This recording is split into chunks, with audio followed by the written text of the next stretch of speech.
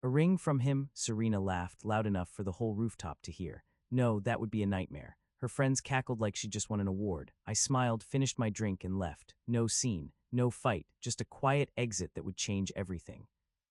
Hey viewers, before we dive in, please make sure to subscribe to Reddit Story Vault and hit the like button if you want more full stories like this every day. Alright, here's what happened. I'm 32M and I live in Phoenix, Arizona. I'm not a dramatic person. I work a stable job, quality assurance for a medical device company, which basically means my whole life is built around one simple idea. If something is broken, you don't argue with it. You document it, you fix it, or you replace it. Serena, 28F, was the opposite. Serena lived like the world was a stage, and she was always one perfect moment away from being discovered. She called herself PR and brand strategy, but most of the time it looked like a carousel of freelance gigs, networking events, and long stretches of I'm building something big. That night was supposed to be easy. It was a rooftop lounge in downtown Phoenix, neon signs, a fake grass strip along the edge, overpriced cocktails served in glasses that looked like science experiments. The kind of place where the bartenders wear black aprons like it's a personality trait, and the bathrooms have ring lights near the mirrors. Serena loved it. Her friend group loved it even more. They were a mix of startup people, influencer-adjacent creative directors, and women who talked about energy the way normal people talk about weather. They weren't bad people in a criminal sense. They were just performative. Every laugh was a little louder than it needed to be. Every story had an audience in mind. And me, I was the boyfriend who didn't match the aesthetic. I was the guy holding the jacket, the guy who ordered water after one drink, the guy who stayed close enough to be useful, but far enough to not kill the vibe. I didn't mind at first. I told myself relationships are about balance. She was spark, I was structure. She was dreams, I was follow-through. That sounded romantic in my head.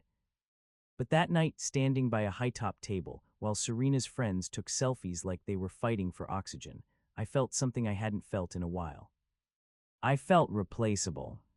It wasn't even a big moment, it was small, a detail. My phone buzzed with a text from my younger brother. Mom's appointment got moved to Thursday. You still coming? Real life, family, responsibility. I looked up and saw Serena laughing at something her friend Kara said, and she didn't even glance in my direction. It hit me that if I vanished right then, the night wouldn't change at all. And I didn't know it yet, but in less than 5 minutes, Serena was going to hand me the clearest answer I'd ever gotten in a relationship. We'd been together 2 years, met at a friend's going-away party. Serena was magnetic, quick smile, quick jokes, quick connection. She made you feel like you were the only person in the room, until the second she didn't. When we started dating, she was between contracts. I didn't judge it. People hustle differently. I actually respected her drive. Then the rough patch hit. About 9 months in, she lost a big client and spiraled hard, the kind of anxiety that makes you stare at a wall and call it processing. She'd wake up at 3 a.m. convinced she was falling behind everyone her age. Her car needed repairs. Her credit card got maxed. 1 month she was short on rent by almost half. So I covered it. Not once, not as a gift. I covered it like we were a team. Over the course of about 6 months, I paid for her half of rent more times than I can count. I floated groceries. I paid the electric bill. I even covered a networking trip to LA because she swore it would change everything.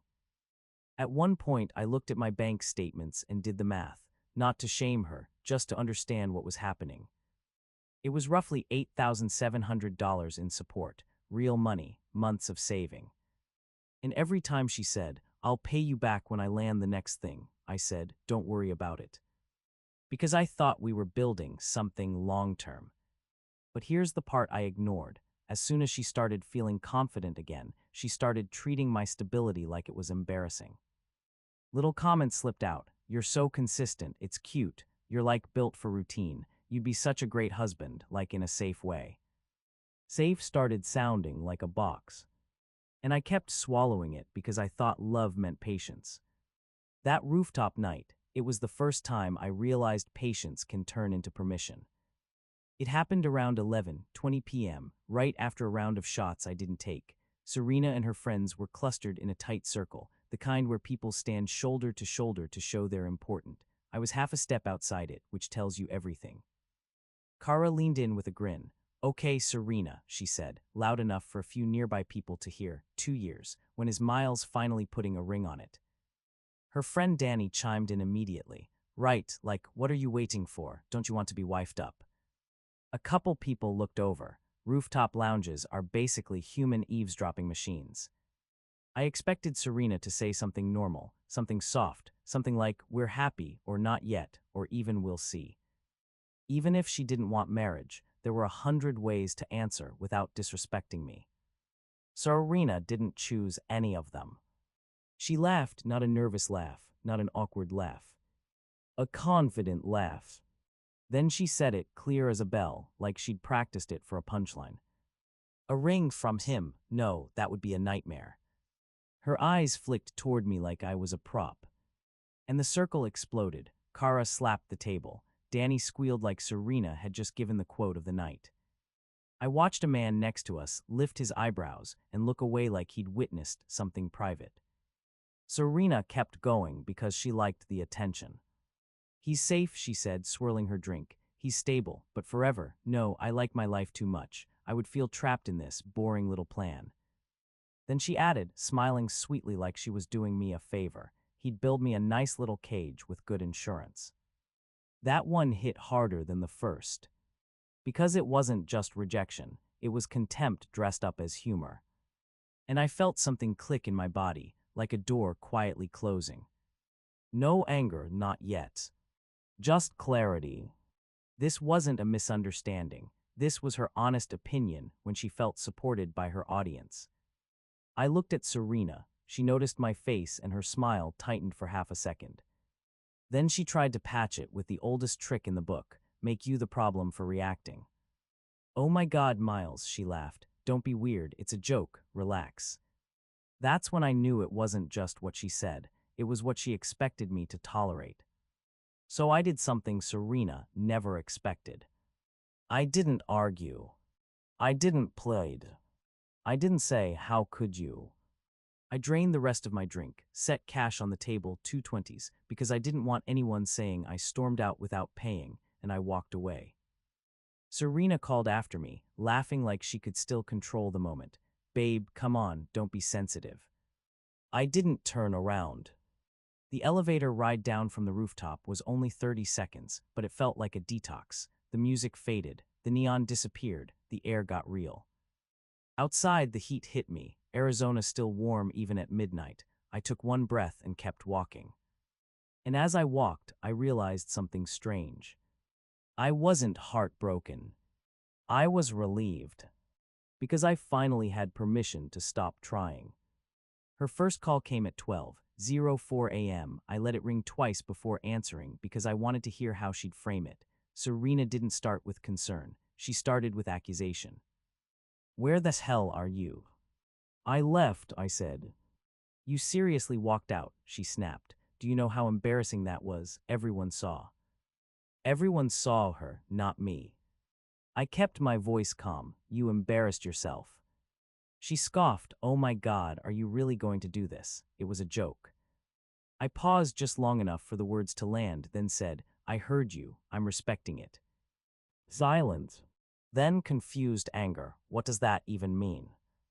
It means I'm not going to trap you in a life you despise, I said. You said marrying me would be a nightmare. I'm taking you at your word. She tried to switch gears, guilt, softer voice. Miles, you're being dramatic. You know I didn't mean it like that. I stayed steady. You meant it enough to say it in public. Are you coming home? She demanded. And that's when the sentence came out of my mouth, so clean it surprised even me. I'm not applying for a job you already rejected. Then I ended the call. Not because I wanted to punish her. Because I wanted to stop feeding the loop. I got home around 12:40 a.m. Our apartment was quiet. The couch was right where it always was. The kitchen light was still on because I'd left it on earlier. Everything looked normal except I was. I sat at the dining table and opened my laptop like I was at work. I made a document titled Exit Strategy. I didn't write it in anger. I wrote it like a plan. Because if Serena loved performance, then the only way to win was to be unperformable. Phase 1, secure essentials, passport, birth certificate, lease copy, medical documents, backup drive. Phase 2, separate accounts and auto pays, cancel shared subscriptions. change passwords. Phase 3, housing, find a furnished place, confirm lease rules, email property manager. Phase 4, move logistics, movers, storage unit, packing schedule. Phase 5, boundaries, communication in writing only, no closure talk, no debates, no drama. I even put times. Because I knew the second she realized I was serious, she'd try to rewrite the story. And I wanted facts. At 1:10 a.m., Serena came home. She kicked off her heels like she'd had a fun night, not like she'd publicly humiliated her partner. She walked into the kitchen and said, "Breezy, so, you okay now?" I didn't look up from my laptop. "I'm going to bed." Her tone sharpened. "Wow, you're still mad." "I'm not mad," I said. "I'm done." That word bothered her. Done is final. Done is not a negotiation. She laughed small, annoyed. "You're being ridiculous." I said nothing. Silence is a mirror people like Serena hate because it reflects them. She tried another angle. "Miles, come on. My friends were messing around. You know how they are." "Still not, I'm sorry." More like, "Please accept the disrespect, because it's inconvenient for me." I closed my laptop and stood up. "Calm, I'm going to bed." Serena followed me down the hall. "So what, you're breaking up with me over one sentence?" I looked back once. It wasn't one sentence, it was the truth. Then I closed the bedroom door.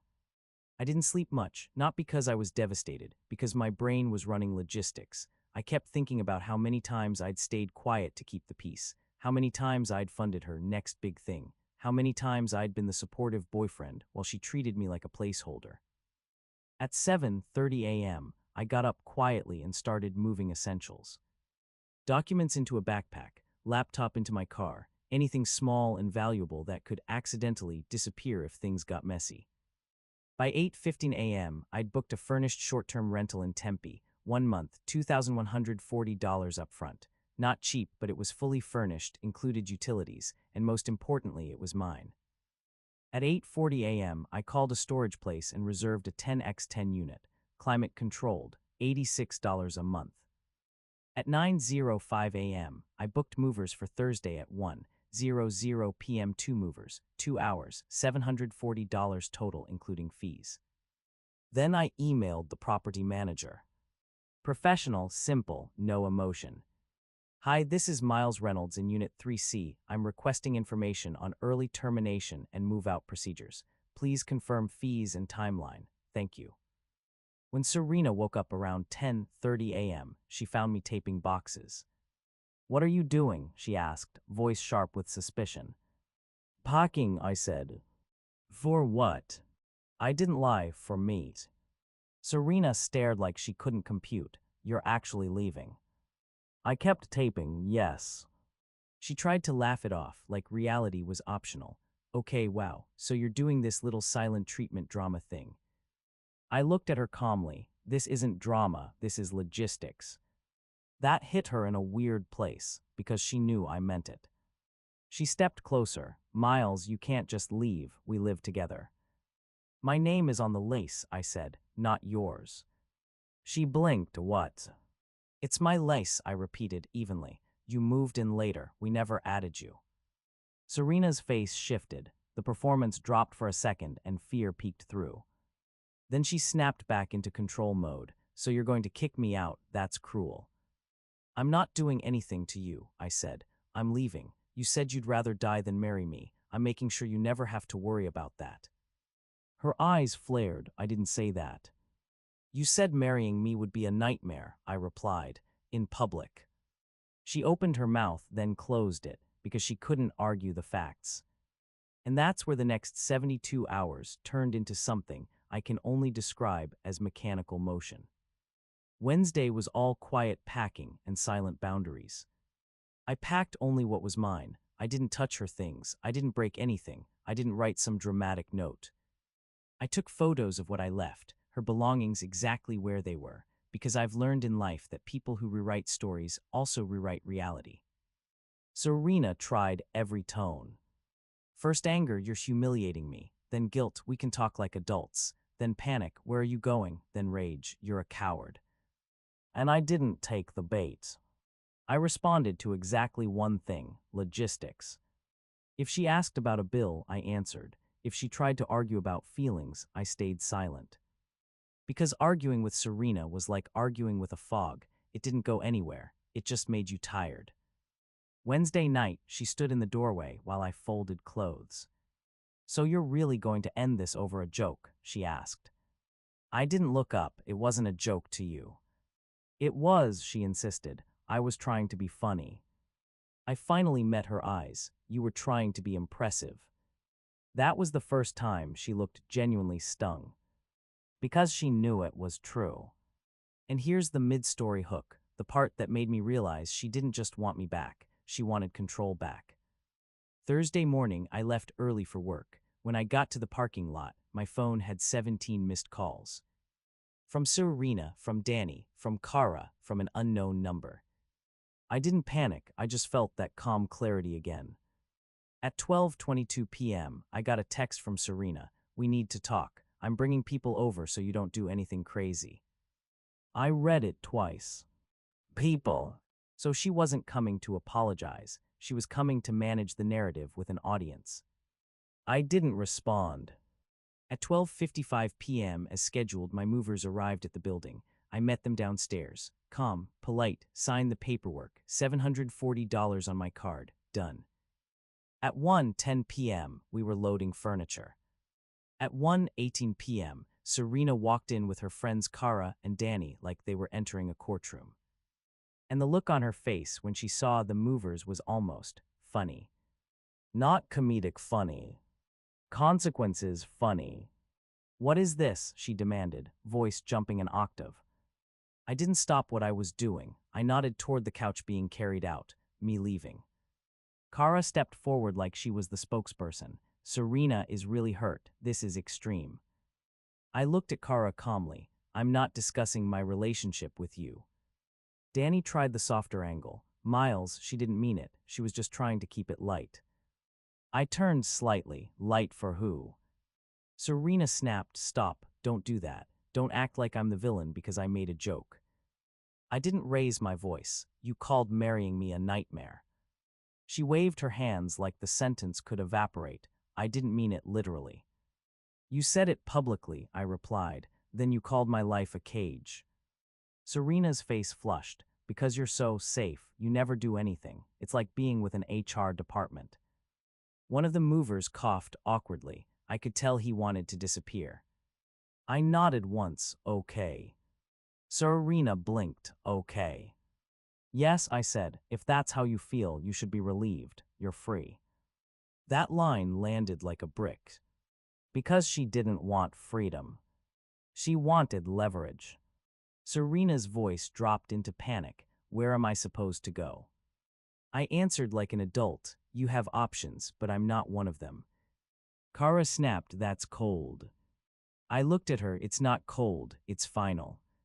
Serena's eyes darted around the apartment as furniture disappeared. That's when she realized this wasn't a fight. It was an eviction of an entire future. And suddenly, she turned to the one thing she always used when she was losing: shame. "You're really going to leave me like this," she said loudly, making sure the movers could hear. "This is abusive." I didn't react. I just pulled out my phone and opened the email thread with the property manager. "I've already notified the office," I said. "I'm paying the early termination fee. You have until the end of the month to move your things." Serena froze. "End of the month?" 21 days, I said. "That's what the lease allows."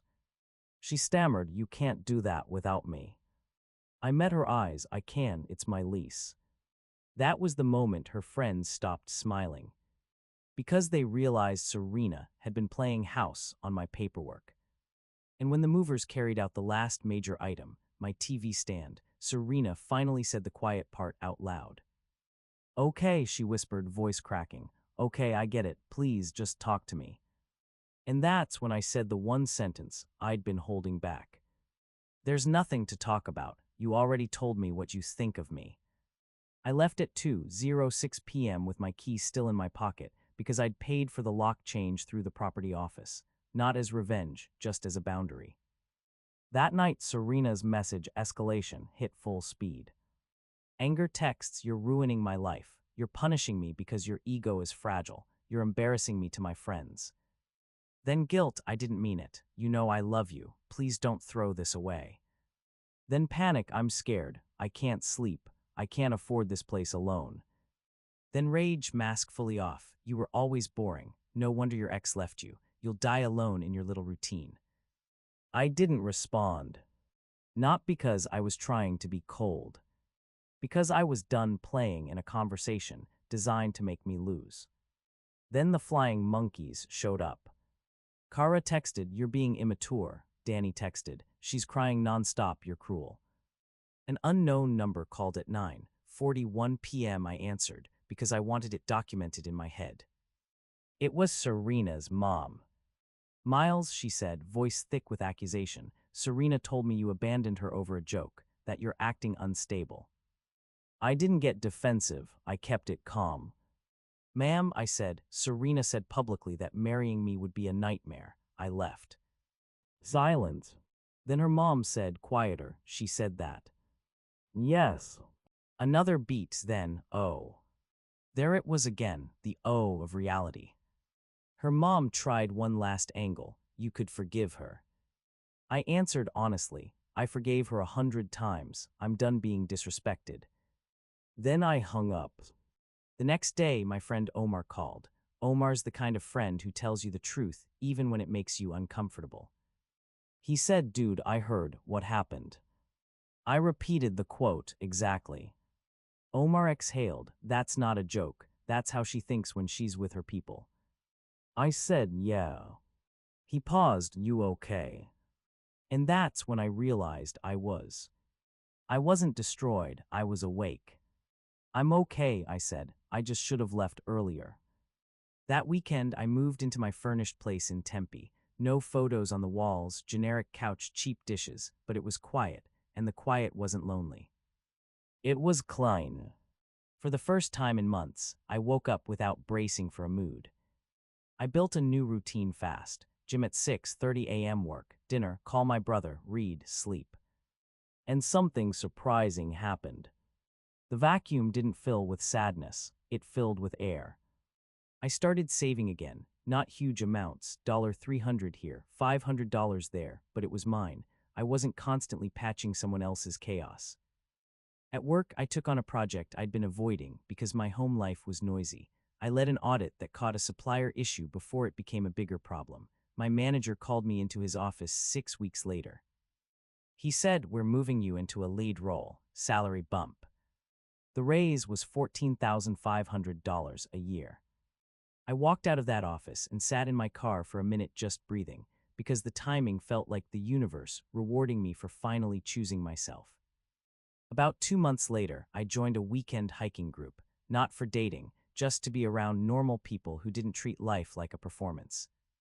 That's where I met Claire. She wasn't flashy. She wasn't loud. She didn't look at her phone every 30 seconds. She asked questions and actually listened to the answers. It felt unfamiliar in a good way.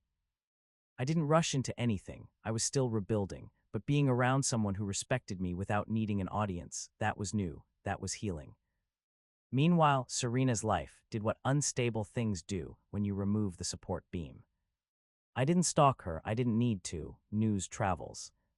Around month 2, I got an email from the property manager confirming Serena hadn't qualified to take over the lease and had moved out before the termination date to avoid an additional penalty. Translation: she couldn't afford the apartment, not without me. Omar later told me Serena had been couch hopping between friends, the same friends who laughed on that rooftop. Turns out performative friendships don't do well when rent is due. Kara had boundaries. Danny was busy. Serena's circle slowly evaporated when she needed something real. And Serena, she did what she always did. She tried to turn it into a story where she was the victim of a cold man who couldn't handle a joke. But the problem with public humiliation is that witnesses exist. People remembered what she said. They remembered the tone. They remembered the laughter. And when she tried to rewrite it, the details didn't match. By month 3, I thought it was over. Then came the final confrontation. It was a Tuesday, 6:05 p.m., outside my building in Tempe. I'd just gotten home from work, still in my badge lanyard, grocery bag in my hand. And there she was. Serena. Hair done, outfit perfect. Face arranged into that I'm calm and reasonable expression people wear when they want you to forget what they did. My stomach didn't drop, it didn't rise, it stayed flat. She said, "Miles." I didn't step closer, I didn't step back, I just stood still. Serena. Her voice softened. "Can we talk?" I held my keys in my hand. "About what?" She swallowed, then said the line she'd clearly practiced. "I'm sorry, I was trying to look cool. I was trying to impress my friends. I didn't mean it." I nodded once. "Okay." She blinked like she expected emotion. "Okay." "Yes," I said. "I accept you said you're sorry." Her eyes flashed with frustration. "So, what does that mean?" "It means," I said calmly, "you apologized, and I'm still not coming back." Serena stepped closer. "Miles, you can't end 2 years over one moment." I kept my voice steady. It wasn't one moment, it was a pattern. That moment just made it public. She tried a new angle, almost pleading. "You know I loved you." I didn't argue that, I just said, "Love without respect is just possession." Serena's mouth opened, then shut. She looked around like she wanted an audience, but it was just us, the parking lot, and a couple people walking dogs. She said I was stressed, I was scared, I was trying to joke. I replied, "You weren't joking. You were telling the truth in a room where you felt protected." Her eyes watered. "I didn't want to lose you." I looked at her for a long second and said the calmest, most honest sentence I could find. "It wasn't a mistake, it was a choice." Serena's face tightened. "So you're just done?" "Yes." Her voice sharpened. "You're really going to act like you're better than me now?" I didn't take the bait. "I'm not better than you. I'm just not available to you." She swallowed hard. "I'm struggling. I'm not okay." I stayed calm. "I'm sorry you're struggling, but I'm not a resource." That line hit her like a slap, not because it was cruel, but because it was true. She stared at me, and I could see her scrambling for one last manipulation. Then she tried it. "You're going to regret this," she whispered. "You'll miss me. You'll realize you threw away someone exciting." I didn't raise my voice. I didn't insult her. I just gave the boundary that ended the conversation. "Do not contact me again," I said. "If you need closure, it's in the sentence you said on that rooftop. I'm simply respecting it." Serena's lips trembled. "Miles." I lifted my hand slightly, not aggressive, just final. "No." Then I unlocked my door, stepped inside, and locked it behind me. That click was louder than any argument. Here's the irony that still makes me shake my head. Serena mocked the life I wanted, a quiet life, a stable life, a life where love isn't a performance in front of friends. She called it a cage. She called it boring. She called it a nightmare. But once I stopped trying to impress her, that boring little plan became my peace. Sunday mornings became coffee and a book instead of emotional negotiation. My apartment stayed clean because nobody was storming around making chaos to feel alive. My money stayed in my account. My family got more of me. My job got my focus. My body got my energy. And I realized something I wish I'd learned earlier. If someone can publicly laugh at the idea of committing to you, they don't deserve private access to your life. I didn't win by humiliating her back. I won by leaving cleanly. By being calm. By making a plan. By letting her live with the truth she spoke out loud. Thanks for watching. If you want more full Reddit-style stories like this, subscribe to Reddit Story Vault and hit like.